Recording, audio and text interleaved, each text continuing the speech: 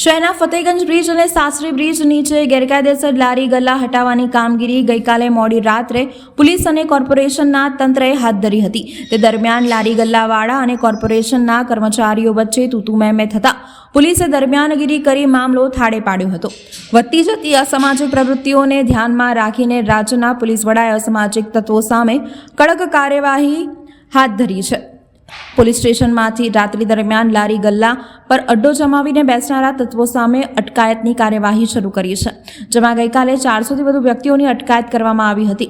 હવે વિવિધ વિસ્તારોમાં ગેરકાયદેસર રીતે રાત્રિ દરમિયાન લારી ગલ્લા ઊભા રાખી તે સ્થળે માથાભારે તત્વોનો અડ્ડો જમાવીને બેસી રહેતા હતા તેવા લારી ગલ્લા હટાવવાની ઝુંબેશ હવે હાથ ધરવામાં આવી છે, જેના ભાગરૂપે ગઈકાલે રાત્રે ફતેગંજ પોલીસ સ્ટેશન વિસ્તારમાં ફતેગંજ બ્રિજ અને સાસરી બ્રિજ નીચેના ભાગમાં મોડી રાત સુધી ચાલતા લારી ગલ્લા હટાવવાની કામગીરી કરવામાં આવી હતી।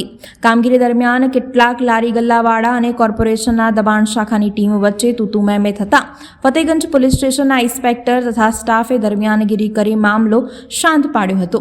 દરમિયાનમાં 3 ટ્રક ભરીને લારી ગલ્લા તથા સામાન જપ્ત કરવામાં આવ્યો હોવાનું જાણવા મળી રહ્યું છે।